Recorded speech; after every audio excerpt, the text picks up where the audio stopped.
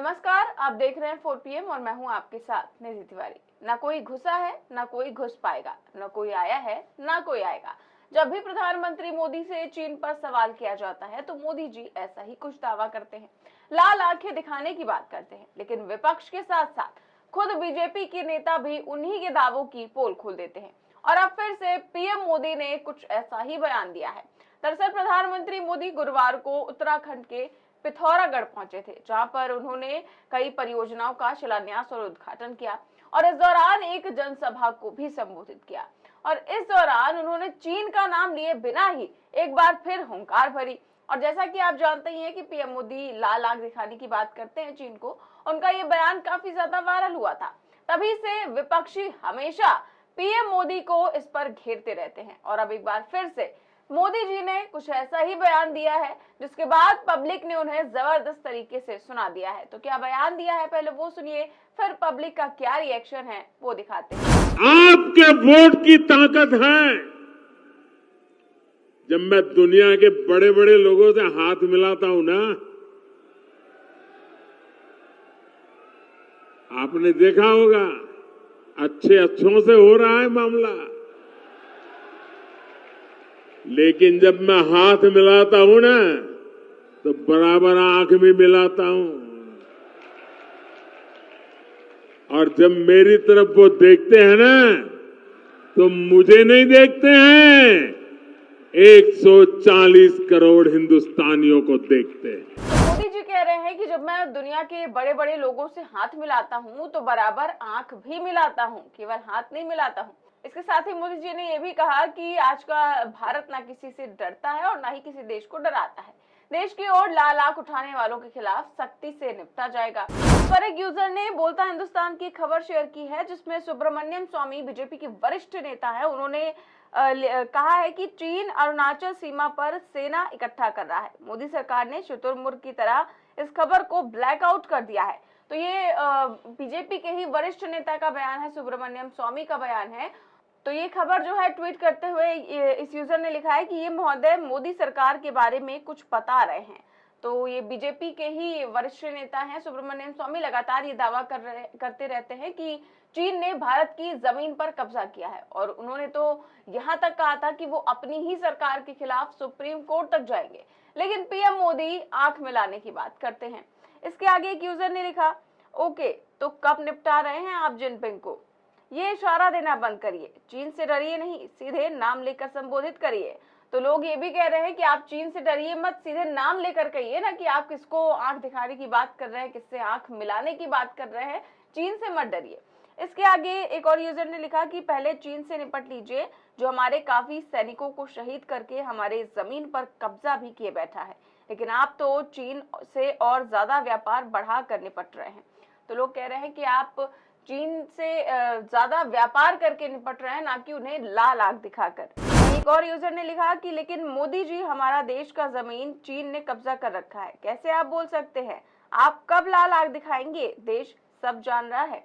एक और यूजर ने लिखा कि भारत पहले भी किसी से डरता नहीं है, आज भी कोई अजूबा नहीं हो गया है, लेकिन वो कौन है जिसके मुंह से चीन शब्द निकलने में जबान कांपती है? ऐसी स्थिति में जब लगातार चीन भारत की जमीन पर कब्जा कर रहा है। इसके अलावा एक और यूजर ने लिखा, ठीक वैसे ही जैसे 15-15 लाख सबके खाते में आएंगे, हर साल युवाओं को 2 करोड़ नौकरी मिलेगी, काला धन वापस आएगा, महिलाओं, किसानों, मजदूरों को न्याय और हक अधिकार मिलेगा, महंगाई घटेगी, इत्यादि जुमलों की तरह। खैर, चुनाव है, भारत की जनता अब आपको सीरियस नहीं लेती है। Go back Modi, go back. तो लोग तो गो बैक मोदी तक के नारे लगा रहे हैं, उनके कमेंट्स बॉक्स में कह रहे हैं कि इतने सारे जुमले आपने दिए हैं, उसी की तरह एक ये भी जुमला है, जिस तरह आप आंख उठाने की बात करते हैं, आंख मिलाने की बात करते हैं और लाल आंख दिखाने की बात करते हैं। फिलहाल पीएम मोदी तो कहते हैं कि ना कोई भारत की जमीन पर आया है, ना कोई आएगा, किसी ने भी भारत की जमीन पर कब्जा नहीं किया है। लेकिन भाजपा के ही वरिष्ठ नेता सुब्रमण्यम स्वामी सीधे सीधे पीएम मोदी पर सवाल उठाते ही रहते हैं। अभी कुछ ही समय पहले उन्होंने ट्वीट करते हुए कहा था कि चीन ने लद्दाख की 4067 वर्ग किलोमीटर भूमि पर कब्जा कर लिया है। और उसके आगे उन्होंने ये भी कहा था कि क्या मोदी जी अब भी यही रट लगाएंगी कि कोई आया नहीं है। उन्होंने ये भी कहा था कि मैं संविधान के अनुच्छेद 19 के तहत सुप्रीम कोर्ट का रुख करूंगा, ताकि मोदी सरकार ये सच्चाई बताए कि कैसे मोदी ने चीन के सामने सरेंडर कर दिया। विपक्ष लगातार आरोप लगाता रहा है कि चीन ने भारत की जमीन पर कब्जा किया है और अब खुद बीजेपी नेता लगातार ये दावा कर रहे हैं कि चीन ने लद्दाख की जमीन हड़प ली है। बता दें कि स्वामी पिछले 1.5 सालों से मोदी सरकार पर लगातार हमलावर हैं और चीन मुद्दे को लेकर वो मोदी सरकार की आलोचना कर रहे हैं और सच्चाई भी उजागर कर रहे हैं। कुछ ही दिन पहले उन्होंने LIC पर चाइना अपनी सेना बढ़ा रहा है, इसको लेकर भी अपना बयान दिया था। वहीं अरुणाचल प्रदेश का जो सिक्किम बॉर्डर है वहां पर लगातार सेना को बढ़ाया जा रहा है और घुसपैठ की तैयारी की जा रही है, ये भी उन्होंने कहा था। तो क्या मोदी जी सच में एक कमजोर प्रधानमंत्री हैं? क्या प्रधानमंत्री देश की सुरक्षा से समझौता कर रहे हैं? क्या PM मोदी सच्चाई बताने से डरते हैं और झूठे दावे करते हैं? सवाल कई उठ रहे हैं और ये सवाल बीजेपी के अंदर से ही उठ रहे हैं। बीजेपी की वरिष्ठ नेता ने ही बता दिया है कि देश इस समय कमजोर हाथों में है। उन्होंने दावा किया कि चीन को लेकर PM मोदी झूठ बोल रहे हैं, वो चीन का सामना नहीं कर पा रहे हैं। और केवल बीजेपी नेता ही नहीं, अभी कुछ महीने पहले ही जब राहुल गांधी लद्दाख दौरे पर थे तब भी उन्होंने कुछ ऐसा ही दावा किया था। लद्दाख एक स्ट्रेटेजिक जगह है और यहां आने पर, खासतौर से जब मैं पैंगोंग लेक में था, तो एक बात बिल्कुल साफ है कि चाइना ने हिंदुस्तान की जमीन ली है। हजारों किलोमीटर जमीन हिंदुस्तान की चाइना ने हमसे छीनी है। और दुख की बात है कि हिंदुस्तान के प्रधानमंत्री ने ऑपोजिशन की मीटिंग में कहा कि हिंदुस्तान का 1 इंच किसी ने नहीं लिया है। यह सरासर झूठ है। लद्दाख का हर व्यक्ति इस बात को जानता है कि लद्दाख की जमीन चाइना ने हिंदुस्तान से ली है और प्रधानमंत्री जी सच नहीं बोल रहे हैं।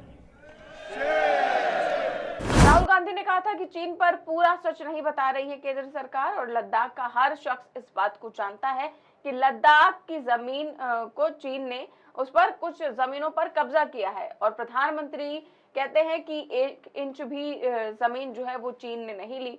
तो क्या सच्चाई है इन बातों में? आपकी क्या राय है? हमें कमेंट बॉक्स में जरूर बताएं और PM मोदी के बयान पर आप क्या सोचते हैं हमें जरूर बताएं। देश और दुनिया की तमाम बड़ी खबरें जानने के लिए देखते रहिए 4PM न्यूज नेटवर्क। नमस्कार।